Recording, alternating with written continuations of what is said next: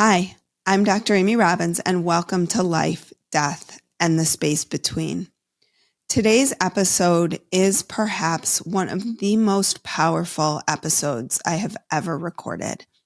It is with Tasha Faruqui. She's a pediatrician, but more importantly, she is the mother of a child with complex medical needs who is imminently dying. I've never spoken to anybody while they are in the process of either leading someone through their death or actively dying. So her perspective in her beautiful new book, which is out now, Keep Your Head Up. It is an incredible story of her journey. Basically, it's a memoir of her life, but it's really a beautiful story of the journey of her daughter's medical history, how she has navigated this world beautifully, and how I think she is going to be a change maker in this world for how she's talking about what she's going through, but also her spirituality, of course, and her daughter's spirituality and how connected her daughter is to the other side and how she sees her getting more and more connected as she moves closer and closer to death. Share this episode with everybody you know. This episode just struck at the heart of me. Maybe it's being a mother. I think you can't help but empathize with someone who's losing a child, but also the way in which Tasha purports herself and how she's navigated this is just absolutely breathtakingly beautiful and heartbreaking and heartwarming all at the same time. So I could not be more excited to bring to you my episode with Dr. Tasha Faruqui. We need at our table of awareness the logician, but equally we need the intuitive, we need the mystic. I almost died. I was allowed to go to the very precipice of death, of life and death, and look over the edge. And I was allowed to behold what was there and allowed to come back. Most people aren't. When we talk about being aligned with ourself or being aligned with our soul or hearing our higher self, that's really what we're talking about, is being connected to that divine part of ourself, that light-filled part of us that is connected to God energy, that is connected to everybody here and every experience we've ever had. If more doctors, more professionals can open up to use intuitive gifts in their work, that's really important. Hi, I'm Dr. Amy Robbins, and welcome to Life, Death, and the Space Between. I'm a licensed clinical psychologist and medium, and here we explore life, death, mediumship, near-death experiences, consciousness, and what it all means.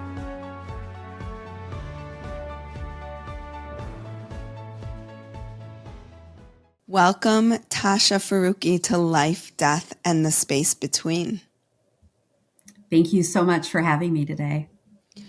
So you have a beautiful, beautiful, heart-wrenching story. And I would love for you to sort of start and let the listeners in a little bit to your journey of what it's been like to parent a child with real serious medical needs.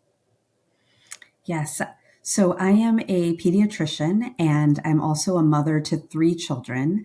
My middle daughter has been born with a rare genetic condition and she's currently in hospice. And I say currently because our journey has actually had lots of twists and turns. One with first just realizing that my child had some illness that was not going to be a typical parenting journey. And then there was this long journey of honestly 13 years of trying to figure out what does she have.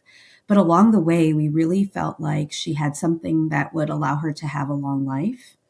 And then unfortunately, just in the more recent years, her condition has changed and she has now been declining. And so her illness is one that looks very similar to ALS, where it is a progressive neuromuscular disease. And so the journey has been one that has required a lot of shifting.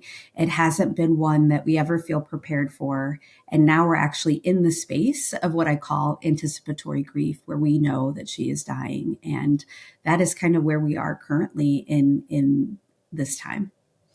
And this book really takes the reader on a real emotional, I said I started it last night. I could not put it down. I was reading it into the night. My husband was telling me, turn off the book light already. Picked it up again this morning to finish. It takes you through. I mean, you so feel like you are with you as you ride these roller coasters. Can you tell a little bit about what it's like being a physician and also parenting a child with these needs and that potential grief that also comes with feeling like you should know more, you should do more? And this comes from my own place of my grandfather having been a pediatrician and having a child who had a medical diagnosis. She had juvenile onset diabetes back, years ago when it wasn't as treatable as it is now. And I think that was something he really struggled with too. So I'm just curious about that. Can I also say that we are recording on World Diabetes Day is today. Wow. So I just want to take a moment to honor your aunt. That's incredible. And I had no idea that your grandfather was a pediatrician. Mm-hmm. And so that's also... We have a lot of cross... Yes. Things here. Exactly. I always like to shine light on that. As far as what it was like, I will say in the early stages, it was one, and I can look back and say this, that when I was in it, I felt silly and like a crazy mom. I felt like I picked up on things when Soraya was born that I was quickly reassured about. The hierarchy in medicine from medical student to resident to attending is one that sometimes stays active even after you're graduated. And so at the time that I had Soraya, I was a recent residency grad. And so the doctor that I took her to was my superior. And so when she had told me, like, don't worry about these feeding issues, don't worry about her weight, don't worry about your concerns, you're just overthinking it. I think for a while, the first part of the journey is, oh my gosh, I am a neurotic parent. I began believing, almost the scary things of how I looked at other parents before I had Soraya, where it's like the crazy moms, the ones that always think something was wrong with their child. And I was essentially, like medical gaslighting, like that's how it felt. And then when things came to fruition where she actually lost so much weight that she was considered what they call failure to thrive, I had demanded a swallow study. And it was when she was feeding that it was noted that she was aspirating, where the food goes into her lungs. That was very much that strong evidence of like, okay, something is really wrong. And it was then that we went into full-on mode of, oh my gosh, she has something awful. She's going to die soon. We need to look at everything. And so it went from nothing's going on to the opposite spectrum of like fear and just doing every single test, not a lot of hand holding in between. And I actually think that might be because both myself and my husband, he's an orthopedic surgeon, are physicians. So it's almost like the language seemed harsher. Now, I don't know, because I am a physician, if the language would have been the same if I wasn't. But it felt like we were thrown around almost like whiplash. And the things that I really realized is all the cracks in our system. And I began feeling angry as well as in the dark of how our families that have children with complex medical needs are living and what us as physicians in training do not know. So it was actually starting 10 years ago when Soraya was 3 that I started doing these small lectures for residents. And my lecture was what I wish I knew as a resident, what I wish I knew as a medical student. And what it was the systemic brokenness of our system as far as navigating the healthcare system, the lack of communication between subspecialists, the heartache and the struggle of the day in and day out life. Like as physicians, we're prescribing occupational therapy, PT, physical therapy, 15 subspecialists.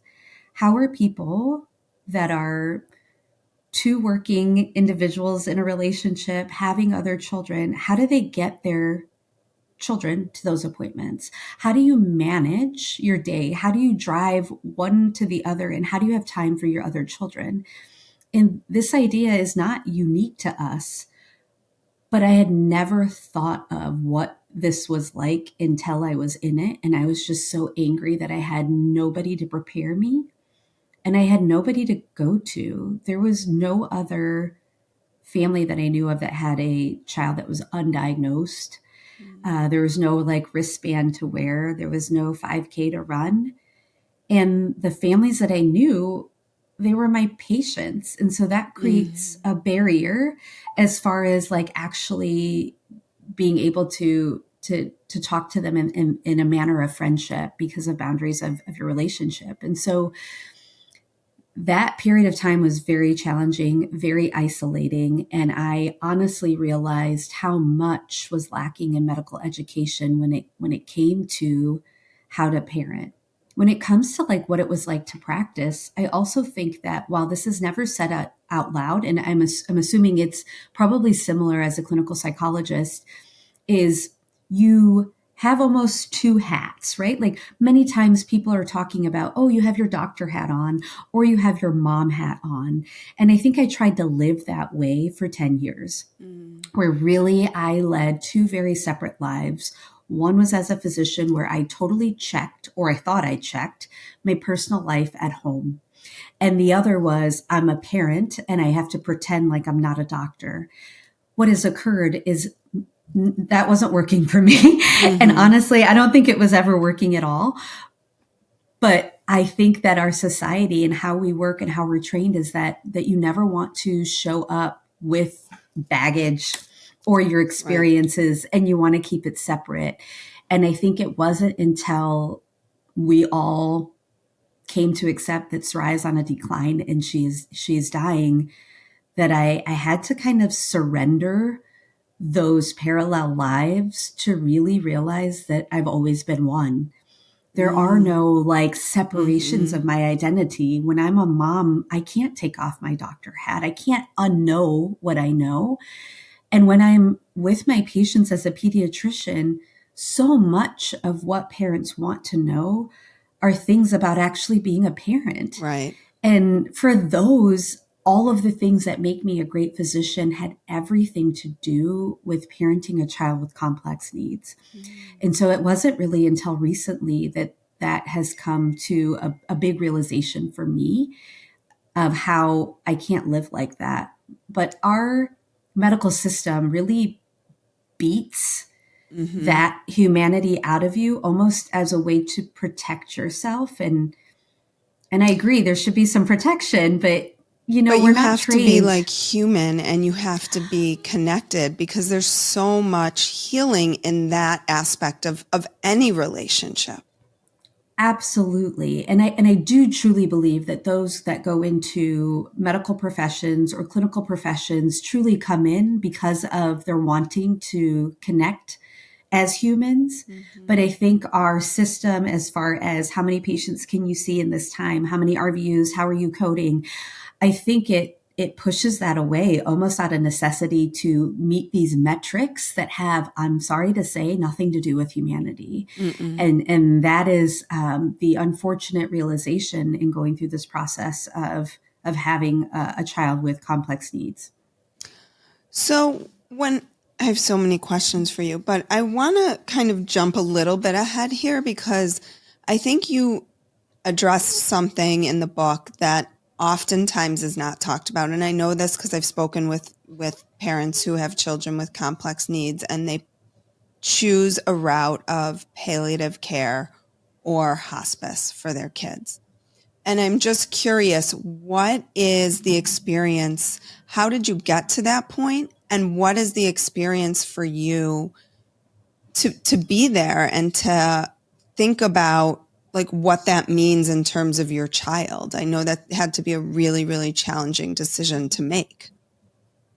I think the one thing that I didn't know is everything that palliative care does. So even being a trained pediatrician and going through residency, it's still almost like this obscure field that I didn't know exactly everything that they did. So going into it, there is a difference I have learned between pediatric and adult hospice in that it doesn't necessarily have to mean 6 months or less prognosis. So in the pediatric world, at least in our institution in Cincinnati, you can be in something called the transitions program where you have a life-limiting illness, but you aren't necessarily imminent.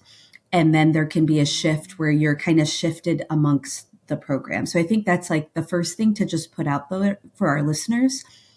And I like that term, life-limiting illness. Mm-hmm. Exactly. Mm-hmm. Life-limiting illness. Mm-hmm. And so it's a different framing, but sometimes semantics are everything. And so I do think it makes a difference. For my husband and I, what led us to first palliative care was actually Soraya's pain and needing pain management. So that was the segue of like, okay, we're going to need their help. So we didn't have this discussion where it was like the sit down moment, like, hey, your daughter has a life limiting illness. It was actually more initiated by us as parents and really for the service of pain management. But going into it, my husband was very reluctant. With him being an adult physician, he's like, no. Can't we do pain any other way? Like, no, I don't want to do palliative care. That's going to lead us to hospice. Absolutely not. And so we actually went back and forth about it for a while. I had to really push him to say, this is not the same as adult medicine. And this idea that if you go that route, that you're almost manifesting something, that it's like you've given up and you're giving this idea of her dying, that you're not necessarily wanting it to happen, but maybe you're willing it to happen by choosing this path. And I think we really had to address those fears and address our lack of control and power in when she dies and allowing her some autonomy. And I think that was the shift. The other conversation that happened in line with pain management is as she's getting weaker and needing a ventilator is, will she want a tracheostomy, which would prolong her life? And as we started talking about it, my husband and I could not have a conversation. Every time I said, we call it the T word, he would cry. Mm. And I said, the fact that we can't even say the word means that we need the help of palliative care just to have the conversation. And so that's how I got him to kind of like buy in. And once we had the conversation with the team to have a conversation with Soraya, we walked out of there feeling like, I don't know what that was, but it felt like therapy. The first meeting with them was really about, what do you want her life to look like? What's important to you? What's your value system? What's your faith? So different than any other subspecialist that we had ever met with. Which is all about how do we prolong life, right? At any cost. Exactly. Or how do we, I don't want to say win, but it's almost like if we don't actively try to do something or fix something, we're failing something. You know, in many ways, I feel like medicine has become like transactional. Like, I'm here, what are you going to do to fix this? And palliative care is just, it's a different mindset. And so as far as hospice, that we got introduced with actually just needing more pain management, which things like massage therapy. And this like holistic approach is not necessarily brought up in other subspecialties, at least in our hospital. And so that's really how we got into hospice. The other beautiful thing is we didn't have to stop going to all of her subspecialists because we chose palliative care and hospice. We actually choose with every subspecialist. Do we go? Do we go in person? Do we do that study? And what will it help? If it helps her quality of life, we do it. The other thing that we will do is we will do blood tests and we will do testing if Soraya agrees and if it's for the greater good of learning more about her disease process to help other children. Because it may not be in time to help her, but if she understands that other people with her rare condition, it could be helpful, then sometimes she chooses to do it. And that's something that we have allowed. So I think that can be confusing for a lot of folks in thinking of like, wait, why are they going to appointments? They're in hospice. And that it doesn't have to be all or nothing, at least where we are. So what is it like? Because Soraya is, when you wrote the book, and the book finished about 2 years ago, she was and is still alive. I think it's so interesting how much a part of the decision-making process she has a say in. And I actually have never had anybody on the podcast as I'm talking to you. I'm thinking about this, who's talking through, usually it's grief post an experience, but not the there's grief throughout this experience, right? From the day she was born, I'm assuming that there was grief happening, but you're in the process of preparing for your child to die and preparing your family for your child to die. Can you bring us into that a little bit in terms of how you manage that and what that looks like? And I think even as a therapist, like oftentimes we see people post something like this, not in it. Thank you all so much for helping me push into the top 10 of spirituality podcasts. I could not be more excited and more grateful. And so much of this is because of you. It's been a while before I've shared all the different ways we can work together. So I wanted to make sure that if you are interested, you know how you can find me and what you can expect. So obviously you can continue to find me here on the podcast for free. If you could rate and review the podcast, I would be so grateful. And make sure you're subscribed either anywhere you get your podcasts or on YouTube so you don't miss an episode. Also, I have an online community. All of this will be listed in the show notes. This is an excellent opportunity if you really value the podcast to support the podcast. I do all of the podcasts myself, other than these random dynamic ads that you hear placed in. It is completely self-funded, except for that and the help that I do get from some of you who are part of my circle community, for which I am so grateful. Every little bit helps me so very much. Other ways that we can work together. If you do not have my Essence workbook, you can get that online completely free. Just go to my website and sign up. This is my workbook. You get a meditation and a little bit of my course to tap into your essence. You can also find my Signs and Synchronicities workshop on my website. That is a workshop for you to learn how to better tap into your signs, your synchronicities as well. If you are a therapist and you are interested in my continuing education course on spiritually informed therapy, make sure you are signed up for my waitlist so you know as soon as that course opens again. We will be doing ongoing courses throughout the year, which I am so excited about. And this community of therapists that is coming into the space is such a beautiful, mindful community that if you are a therapist, you are going to want to be a part of. Also, I have a retreat coming up in March that is wonder and awe. It is all about finding your way back to your essence, frankly, this curiosity and this wonder that we all had when we were young that slowly falls away from us. We are going to find our way back there. All of this information is contained on my website. You can find it there at dramyrobbins.com. But I really would love to see you, to work with you, and to connect with you. So please check it out. Thank you for asking that question. I agree in that while I had been looking for help with grief. So there's the grief in loss of the child that I thought that I was going to have. There is grief every step of the way when she didn't reach a milestone that I thought that she would, or we aren't living the life that we had imagined. And then there is even more grief when even my new dream had changed and I lost this idea of her living a long life. I think that in this space of anticipatory grief, as how I relate to it, is I actually don't know how to live in this space, which is why I'm going public about it.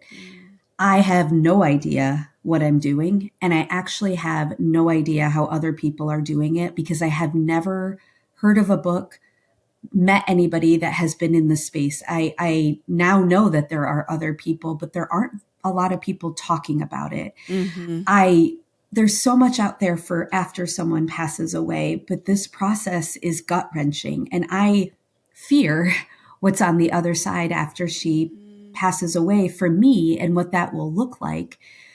But in this space, I felt like there are choices that I have to make. And when you know that your child is dying, but you don't know when. So, just for frame of reference, when this book came out, we were told that she had 18 months to 2 years.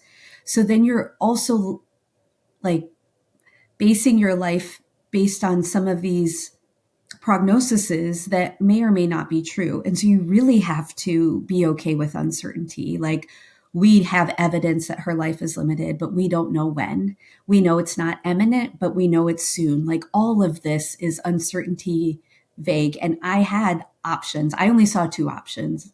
My 2 options were crumble, like literally like sit under my desk and just wait for her to die and just breathe in every breath with her until the moment that she passes. Mm-hmm. Or keep living while still honoring her and not negating what's happening to her, right? Like, I could also like bury my head and pretend like it's not happening and be like, let's just not even ever talk about it. And so what we've done, which again, I don't know if it's right or if it's wrong, but it's one way that we're doing it, is we acknowledge what's happening. We always validate what she's feeling. And I have 2 other children. Mm-hmm. A lot of my willingness one of who you made a real conscious choice to bring in after this happened, which, I mean, that could be its own podcast, I think, because I think people struggle with those choices when they have a child with severe special needs and what the impact that would have on the rest of the family, on the younger children, on the older children. So absolutely. And the judgment that comes with that. There's a lot of judgment that comes with that. But yes, that can be its own separate talk. As far as, how we're living life is we have really had to learn how to carry joy and grief, and the joy doesn't come easily. And I think that's another fallacy that I had believed, is like, if I just get through this hard thing, then I can go find joy and things will be better. But what if there is no through? What if it just is? This is never ending pain. Whether she's with us and declining, that's painful. Whether she dies tomorrow, that's painful. Like, there's nothing to grip onto unless I go find it. And so that's what we've done. We've become very intentional on like, what can we do? And can we actively, not passively, actively go get it? And that's where this like motto of our life, suck the joy out of life, has come from. It's really making sure what makes us happy and can we make that happen? Because in the busyness of life, if you just go through the motions, or you're waiting for someone to die, or you're waiting to have joy, I just feel like we're just wasting time. And this time is precious, and it's not something I want to speed through, but it's something that is very dynamic in how she shifts and how she changes. And then our definition of joy has changed, from big bucket list trips to moments. To finding extraordinary in the ordinary. And that has been such a shift for us, but it has to be that way to also model for the siblings, because I have to teach them. This is parenting them too. It's not just parenting Soraya, but Soraya is a part of their story, but it's also not all of their story. And I think that is honestly one of the most biggest challenges of parenting a child with complex needs, is actually the sibling experience is so hard to really hold space for all of them and really acknowledge that their experiences are so different and can be at different timing and synchronicities are totally off from what you're feeling. Yeah. And I think, to your point, like, even as you're speaking, I'm thinking about my mom, who was the second child, who had her older sister was the one that was sick, and she had a younger brother. And they're real. I mean, I still see, she doesn't normally listen to my show, so hopefully she won't hear this one. But Mom, if you do, I love you. Like, there are real impact. There have been, and she's not done a lot of work around it. I think now we're much more psychologically minded in terms of the impact of it. But certainly then, like, she was very parentified and stepped into a role of needing to take care of her younger sibling when her parents would go to Mayo or wherever they would go for treatments. And it really, I mean, it impacts, it impacted her psychologically. And there's nothing you can, it's not that something was done wrong. It just was what it was. I truly believe that all parents are doing the best that they can. I mean, that's the compassion that I put out there. And I also think that without having conversations, without having connections, how do you know? Right. And so, obviously my book and my speaking is never to shame anybody, but it's almost to expose the challenges and how hard it is to navigate. And, one of the things that is very explicit in the book that I made a promise to my oldest daughter is exposing my flaws. And so, there's a lot of that. And I made that promise to her that as I share this story, that I will expose that we had, like many families do, tunnel vision when it came to our complex child, that the hyper focus on her. And I will always be very forthcoming with what I've learned on this journey, because that's the only way we can do better. Mm-hmm. What, hang on, my little pad of paper, I have an electronic pad.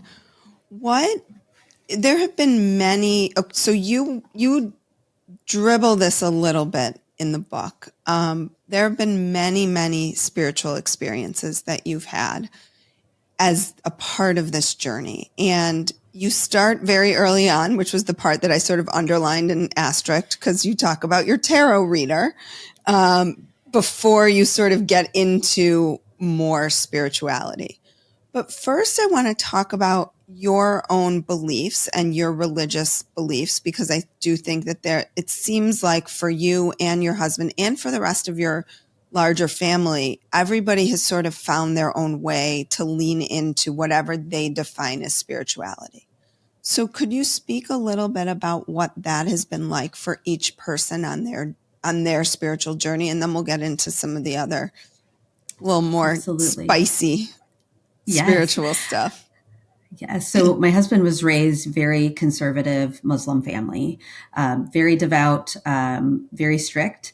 My family, and there's a little bit about this in the book, is you have what you came from and overcame, that's its own book. Like there's like 20 books in your book. Exactly. And so my mom immigrated to this country, but then also non-traditionally got a divorce and then remarried my stepdad, who was married to a woman of Catholic faith. And so my step siblings are, Christian in religion, all varying spectrums as far as how devout. And so we really grew up kind of acknowledging all religions and celebrating all religions, but not necessarily ever talking about spirituality, tarot cards, psychics. Like none of that really had come up. My journey really began with meeting Mama Mary, who is a tarot card reader. And she was at my friend's bachelorette party when I was in college. And I had never done anything like that. And I honestly felt like this little bit of guilt, like, oh my gosh, what would God think? Like, is this bad? Like there was this idea that, it's anti-religious, but I remember Mama Mary saying that she works in light.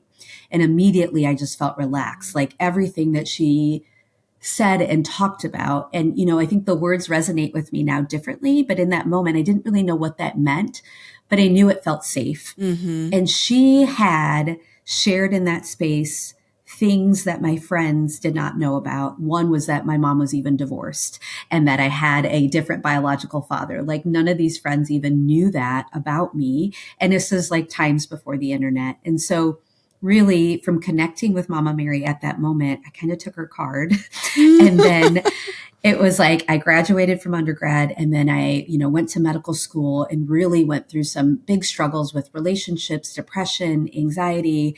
And I ended up calling Mama Mary. Like went to school in Arizona and she was in Michigan and we would have phone sessions. I mean, it was before Zoom. Mm-hmm. And she really guided me. I mean, I had a separate therapist, but she guided me in a way of kind of making sense of, she spoke in languages that it didn't quite hit me then, the universe, past lives. These are all things that I didn't really believe in when it came to my religion. And so I will say that sometimes I would like bypass the things that like, oh, I don't really know what she means by that, but I can pick up on this.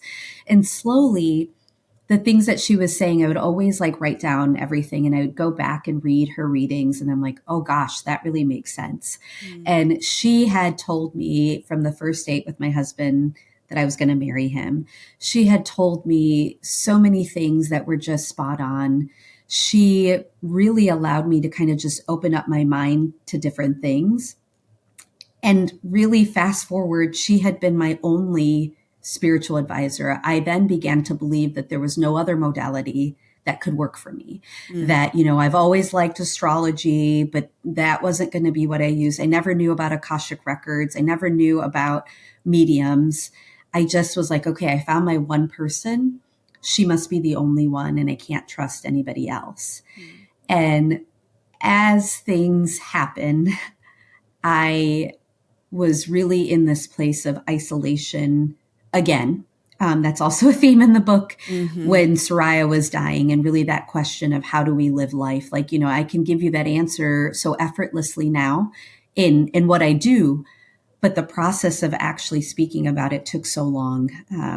And so I first went on a retreat, and this was after I started meditating. And so it took almost 2 years of meditating, which again, I didn't even know what that was. And I really already assumed that I would suck at it. But I would get the app and then I'd fall asleep through apps. But I actually went through formal training in transcendental meditation, which is really a practice that is pretty consistent. And I feel like that consistency really helped calm me and ground me, that I wanted to go on just a getaway. And my husband and I would do that for each other. He would go to Vegas with his friends and I would go hiking and meditate. And I went on a retreat. Such interesting dichotomous experiences. Absolutely. Right? So you're talking about like, he is still on his religious journey with his belief. And I am now doing my woo, where he's like, okay, just as long as you're not changing your religion. But in this time, he was on a journey of anger. So I will say that he went through a period of being really angry at religion, really angry at God. Why us? Why is this happening to us? We're good people. This idea that bad things don't happen to good people. That's the book that I read right after my Oh my God, yes. When bad things happen to good people. Exactly. So that was his space and my space was this. And so really acknowledging that we were on two different journeys while we were presenting to our children Muslim faith. The one thing as we were going through this is each of my children had experienced things that probably would be not talked about in either of our households. So my oldest used to see bright lights outside of her room and before she went to bed, and she would automatically call them angels. She would describe them as bright color lights. Soraya had talked about her friend Cusco that had been with her since birth. That would always be with her. And Cusco is actually a city in Peru where my husband spent a lot of time. So that was just an interesting parallel. Goosebumps right now all over. And then my youngest, when she was 3, woke up in the middle of the night and was able to draw this bright green light that was like ceiling to floor. But she ran out of her room at 3 screaming because of it. And so that was, we always accept everything in the sense of like, yes, you saw it. We don't talk them out of it. We don't say you didn't see that. We welcome that. And I think that's a difference even in my husband's household. They would never like be open to that, but we're open to that. Now my youngest, I told her, if it scares you, you say no, thank you. You can like just close it off. And I don't know where I got this from. I just said that is what you should do. And so she kind of closed herself off to that, whereas the other 2 kind of kept things open. And then when I went on this retreat, I purposely signed up for a course with a grief counselor, one-on-one. And I met with a grief counselor, and she was also an intuitive. And when I asked her about what I should do. I think she was just shocked that I met with her because she's like, who has died? And I said, nobody yet. And I think I probably was one of her first clients that met with somebody before. And I was saying, can you give me a book? I came for resources. Can you tell me what to do? And she just had tears in her eyes. So one, she allowed herself to feel, which was already a difference than other people that I had met. And she said, you know what? You should really write the book. And that was actually my first inkling to writing. And then when writing a book and meeting with people who have written books, there was somebody else that said, you know, you mentioned Soraya has this connection to spirits or something. You should really do a reading with this Akashic records healer, intuitive. I don't even know how to use the right language. And I said, okay, this is research for my book. I'm going to go ahead and do it. And then she told me to read another book. I don't know if you've heard of Ainsley MacLeod. So I read his book and met with this other healer. And I just was just like, it just resonated, both different people, and they have very different ways of working. But reading Ainsley's book and meeting with this other healer, I suddenly, both really spoke to me. But this other healer, who also didn't know anything about me, actually said, you need to write, you need to share your story. And she mentioned this idea of soul contracts, of how we have a soul contract, and how, none of this had resonated before.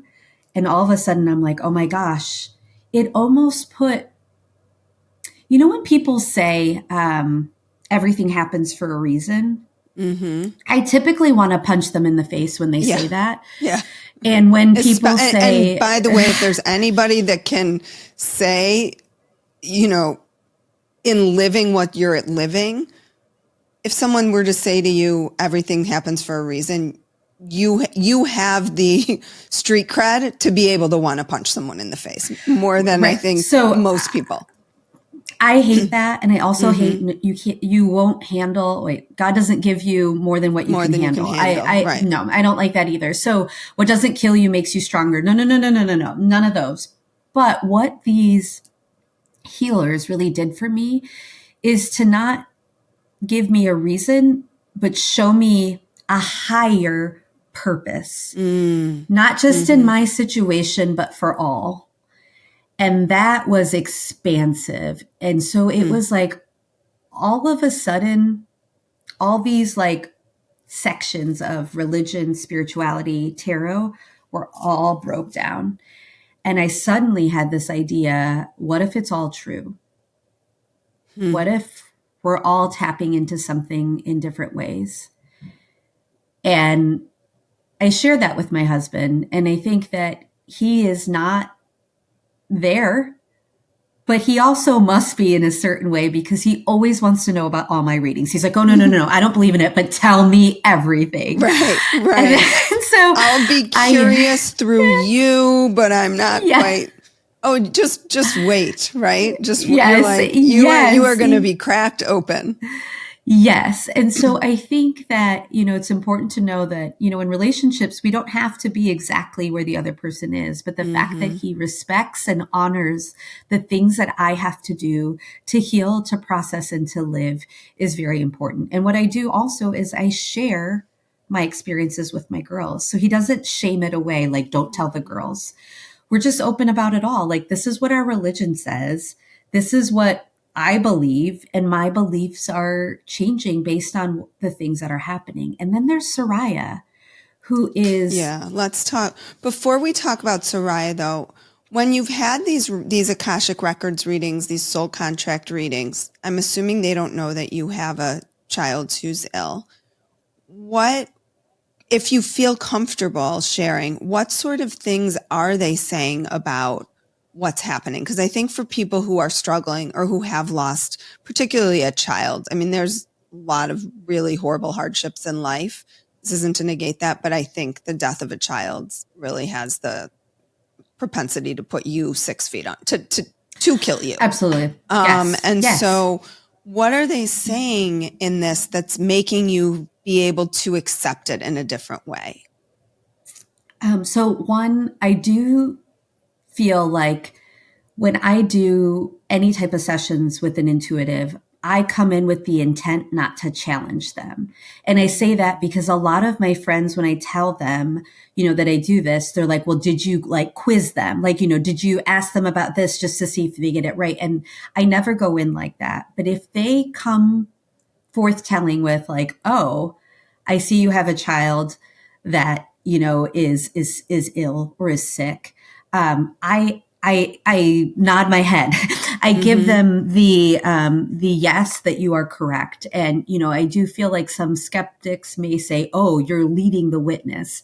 But I do think it does take an element of trust. Just like when you go see a physician or a you're therapist. Not saying a therapist. You're exactly. Not like, my knee hurts. Guess what it is? Right. Exactly. So I do think that you have to come in open and trusting to get the most out of the experience. If you come in closed and skeptical, I do not think you'll get the same experience. And that doesn't mean I'm leading anybody, but I will say that once they start with that, then I say yes. The things that have been helpful, and I forgot to mention with Ainsley, I actually signed up to do a one-on-one session with him.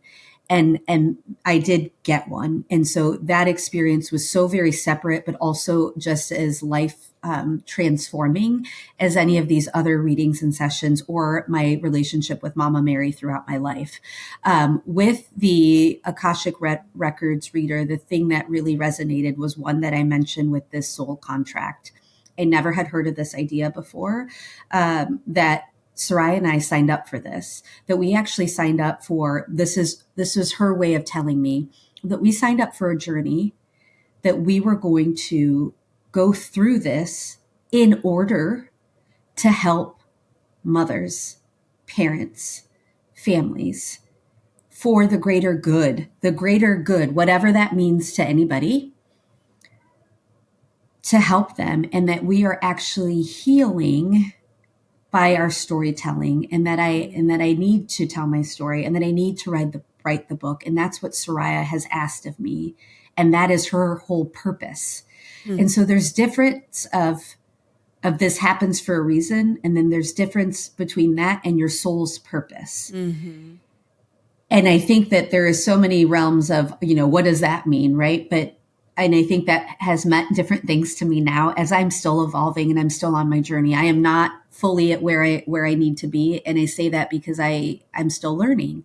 But in this time, that spoke to me, this greater purpose, things that really made me feel like I could trust her. She was able to tell me the complexities of my older daughter from a psychological standpoint of being a sibling. I think the more typical narrative is compassionate, caregiver, sibling, and that is not where she went. And you would really have to know her mental health struggles with the resentment, the anger. Those aren't really like nice things to say, but they're honest. And she knew that I was open to receiving that. But that also made me trust her that, okay, you're tapping into something that there's nothing that you could get from my Instagram. I don't talk a whole lot about that. So that was something that really had me trust her. What really aligned when I met with Ainsley, which was after this, so much of what he said actually resonated with what this other person said. And they were months apart and not even on a same circuit of anything. They used different healing modalities. And he was able to tell me we had a soul contract. He talked more about past lives that really led me to believe that we must have been here before. Like he was able to connect with these inner thoughts that I had and how that resonates with my soul's purpose and just nuances that I think that are really attached to other things that I had never interpreted in that way, but I could see it and I could feel it. The way that he described that I connect with music, I get really emotional with music and I love live music. And so almost like I always joke that music is my religion. And he's like, no, it's literally a frequency that you feel that you are in line with this because of this, this, and this. But his other thing that he talked about is spirit guides. Again, something that I had never really heard of, and how they talked to him in that way. And my spirit guides were saying, and he's like, your spirit guides say you're going to laugh at this, but they say you need to start an Instagram account. And I was like, absolutely not. The only reason I'm writing a book is because I don't want to go on social media. I don't want to do this. Because the psychic told me to. Yes, exactly. Right. Exactly. Right. Exactly. And so when he said this, he's like, listen, they know that you're not going to like this idea, but like, you really need to do it. That will help your community. You don't have to post every day. Literally every fear that I had about social media, he was able to say it. And it was that next day that I started it. And so it's only been like, 2.5 years, but there has been just an increase in presence. And it's not about like the number of followers. It's the feeling of community. And he was absolutely correct. And he talked about the book, and he talked about Soraya, and he talked about how the only way that I can help others is actually through lived experience. And so again, it's not, this is the reason, it is the purpose. And for me, everything happens for a reason feels very different than this is your purpose. And so that is really how these incredible people have really helped open my eyes to so much more. And then there's Soraya and the things that she says from the time that she was young. And this is in a book on this like night that I was about to give up, like could not console her. And on the monitor, I see this like white light that is literally cradling her and comforting her. And that was like my really first like big in your face moment of just something bigger than me caring for her. And then later on, it would be in pictures. There would be these lights that were always around her. And it wouldn't like, I could take the picture different ways, and these like lights would be around her. And then there's Soraya, where a couple of years ago, really towards the end of the completion of the book, where she was able to bring in people that have been close to us. I had an uncle that I was very close with that she never met. He died when he was 42, and he was like a father figure to me. When my mom got divorced, we actually lived with him. And Soraya never met him. And we didn't really talk about him because she never met him. She knew that I had an uncle. And she, one time at the dinner table, was like, your uncle is so kind. And I'm like, which uncle? And she was going like this. She's like, the one that smokes nonstop. And he was a chain smoker. But she never knew that. And she said, he is partying in heaven.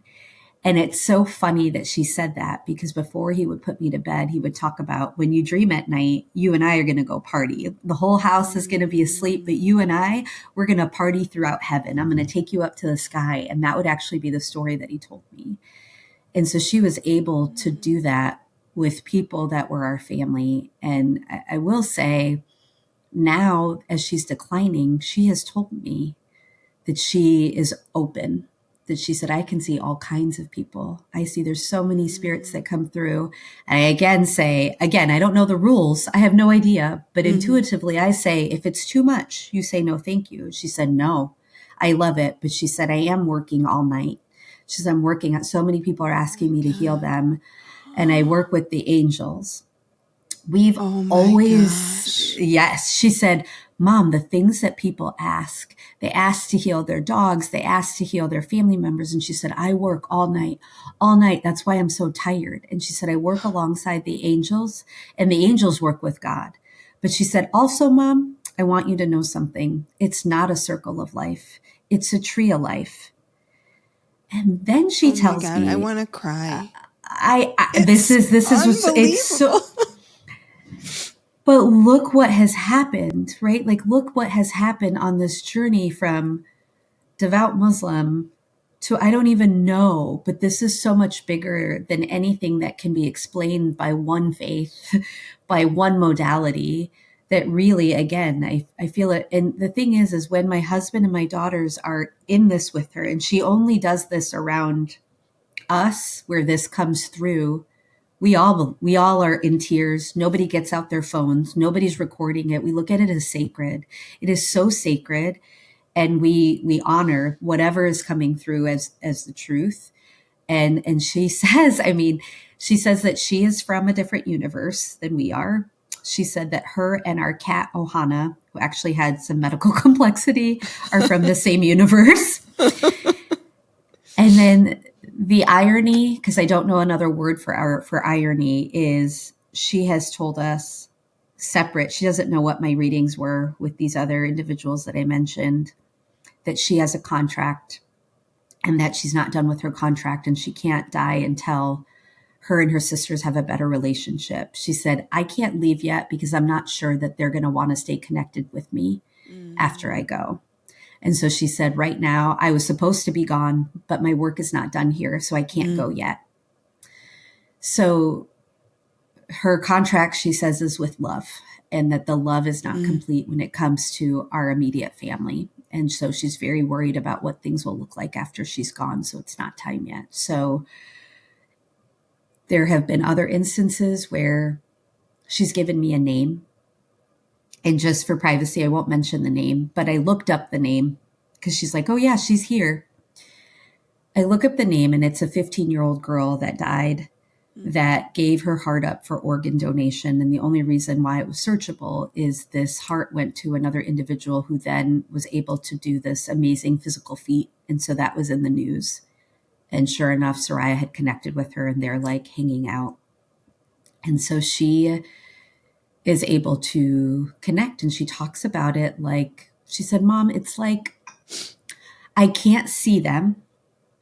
And I hear them, but it's not through voices, but I can hear what their voices sound like. And when I hug them, it doesn't feel the same, but sometimes I just go like this so they know that I'm hugging them. And she said, you know, sometimes when you feel the air conditioning come on, she said, sometimes it's not the air conditioner. Sometimes it's them just moving through. And then she said, I know you think that I can read people's emotions, but I have to tell you the truth. She said, the angels take a white, bright light of ball, and then they put that into my mouth, and that's how I know what to speak and when to ask what's going on when I know somebody is feeling sad. So these are like all things that she shares that I will not deny her. I mean, it doesn't matter how I was raised, and I will not allow anybody in my immediate family to deny that. I will not allow it. I don't know how you do. I mean, this is so incredibly powerful. And there's a lot of people who talk about these experiences. And let's talk about them more, because that's what I want to know. I have been asking our hospice chaplain has been incredible just in having the space. So we have space to share. But what I really want to know is who else out there. This is like season 3 of telepathy tapes. Yes. You listen to telepathy tapes? Oh, yes. Yes. Let's contact them. I will contact them. I have a contact for you. Please. I literally have been, because I truly feel like this is beyond our nonverbal children with autism. I do think it's beyond, because I'm like, there has to be. Soraya is a speaker. She can speak, but I feel so confident that she can connect. And so that is, that is where I would love to see my openness and my vulnerability and sharing, despite what people may think. It really comes from a place of connection. Like, listen, everybody, when your child is dying, you have nothing else to lose. And this is the space that gives me comfort, and I am here for it. I welcome it, and I'm grateful for it. Well, Tasha, I mean, this is, could we have covered more in one episode? I mean, we have run the gamut, and each one, like I said, could have been its own. I am so grateful to be connected to you. I want you to come back and share the rest of this journey as it continues to go. It is so powerful. The work you are doing is already in I know people who listen to this podcast who will share this with their clients, with their friends, because I know it speaks to an area that is not talked about enough. And it speaks to what happens as the veil gets thinner and how we can connect. And it's just such, you put yourself out there in such a beautiful, raw, vulnerable way that any parent could relate to, really. And thank you for sharing your story and being brave to share it, especially it feels weird to say this. It's like not finished, not that it's ever finished, but I think people wait for the death to then write the story. So thank you for allowing us in as the story continues to unfold for you. Thank you. Yeah, just you're amazing. If people are interested, your book, Keep Your Head Up. Tasha and I share an agent, Nina, which is how we got connected. Keep Your Head Up, a mother's story of chasing joy in the face of grief. Where can people find you if they want to reach out? Hopefully you have a space where they can reach out to you if they're in their own journey like yours. Absolutely. The Faruqui 5 is my handle on Instagram, and that actually highlights everybody in our family and our day in and day out journey. And then also my website, tashafaruqui.com, and Faruqui is spelled Faruqui. And Dr. Amy will have that. Thank you so much, Tasha. Thank you. Like what you heard today and want to hear more? Wondering what comes next and what it all means? Head over to Apple Podcast, Spotify, Stitcher, Google Play, or anywhere you get your podcasts and hit subscribe. Also, if you could take a minute to rate and review my podcast, I would really appreciate it. Stay tuned as we continue to explore life, death, and the space between.